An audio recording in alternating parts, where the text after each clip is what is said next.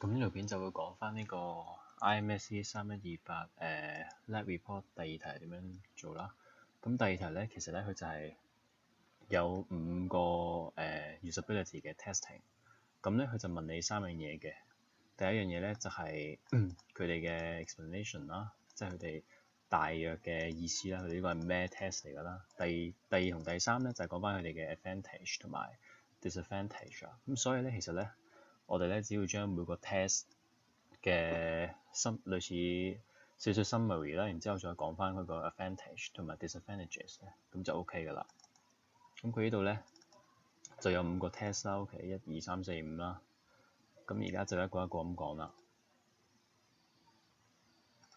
咁首先咧，第一個 test 咧，佢就係呢個 thinking aloud test 啦。咁呢個 test 咧，其實就係我哋 lab 做嗰個嚟嘅。咁佢係咩嚟嘅咧？其實咧，佢就係好簡單嘅啫，就係我哋一路做緊個 task 嘅時候咧，就一路講自己做緊啲乜。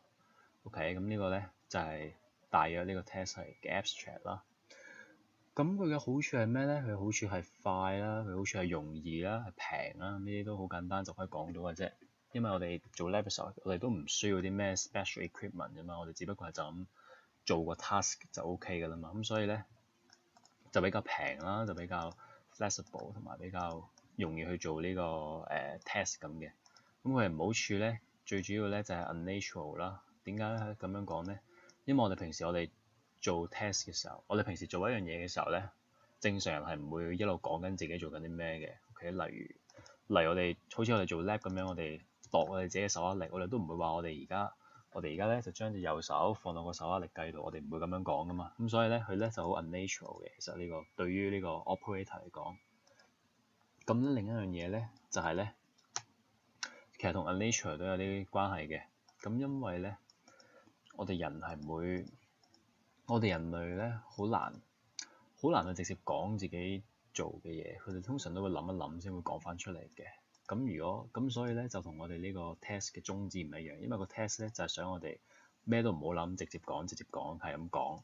咁但係咧正常就好難做到嘅，通常都會諗一諗先會講佢自己想做啲咩。咁所以咧個 test 就唔準咁樣啦。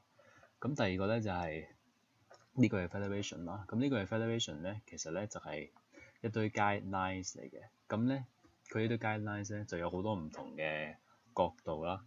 咁只要我哋去 evaluate 一個 system 嘅時候咧 ，apply 晒呢啲 guideline 咧，咁就可以確保我哋呢個 system 係符合呢個 human factor engineering 嘅。OK，咁咧就可以確保我哋個 system 係有個好高嘅 usability 嘅，就係咁樣啦。咁佢嘅 advantage 咧就係咩咧？就係我哋可以唔需要掂到 users 嘅情況之下咧，就拎到個 feedback 嘅。點解咧？因為係啦，因為我哋做呢個 evaluation 嘅時候咧，我哋係呢啲 designer，可能係 designer 啊，又或者可能係啲 operator 自己做翻個 evaluation 啦。咁咧就可以確保我哋呢個 system 推出街俾 users 用之前咧有個好啲嘅改善。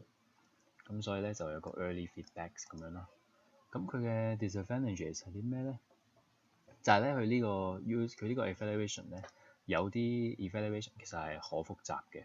咁所以咧就可能需要一啲 special 嘅 knowledge 先可以做到呢個 evaluation 咁樣嘅。咁第三個咧就比較係啦，第三個 usability testing 咧，其實就係講啲咩咧？就係講一個可能係 designer，咁佢咧整咗個 system 之後咧，就自己由頭去到尾 ，OK，step by step 咁樣 run 佢個 system 一次啦，就當自己係一個 user 嚟到用呢個 system，OK。咁佢個好處係啲咩咧？就係咧呢個 testing 咧，呢個 usability testing 咧，最主要咧係針對翻呢個係 learnability 嘅，即係最主要係針對翻第一次用呢個 system 嘅用家，去到底容唔容易上手。咁所以個 advantage 咧，第一個咧就係呢個我哋可以知道個 difficulty of the system，即係容唔容易學你個 system 就係咁樣啦。第二個咧就我哋啲 feedback 可能都比較高 quality 啦，因為係個 designer 自己做翻呢個 evaluation， 自己做翻呢個 usability testing， 咁所以咧個 feedback 係比較 high quality 嘅。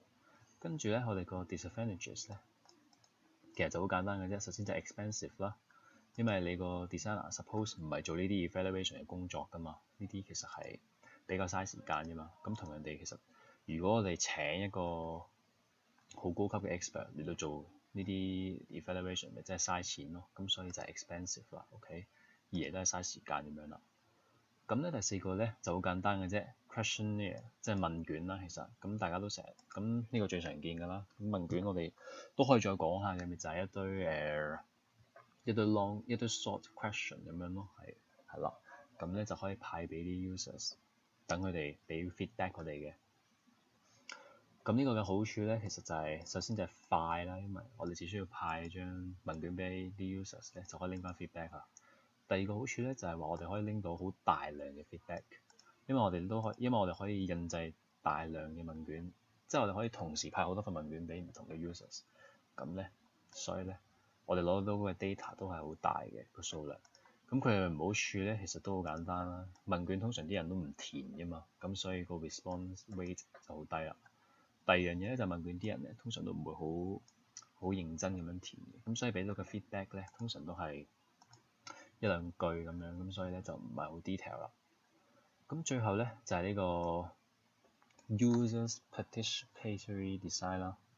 咁呢個 design 咧，佢其實咧佢嘅意思就即係話將所有 stakeholder 都一齊合作嚟到俾 feedback 我哋嘅。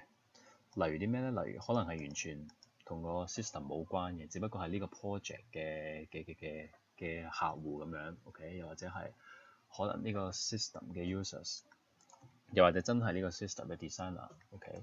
總之咧，所有同呢個 project 同呢個 system 有關嘅人咧，就全部拉晒過嚟，無論佢係 design 又好，無論佢係用家又好，無論佢係老闆又好，全部咧都一齊俾 feedback，就係咁樣啦。咁好處咧就當然係可以攞到好多唔同角度嘅 feedback 啦，因為你包晒所有人埋嚟，咁每個人嘅佢哋嘅立場啊，佢哋嘅觀點都唔同，係啦。咁佢唔好處咧就係個 sample size 好細啦，因為我哋每個 project 其實牽涉嘅人數量就唔多，咁所以咧就未必反映到真正你個 system 嘅問題咁樣。咁第二個咧就 time consuming 啦，因為咧你咧就 involve 晒所有人入嚟，咁咧其實就會嘥時間嘅，係啦，就係咁樣啦。咁第二條就係咁樣啦，大致上。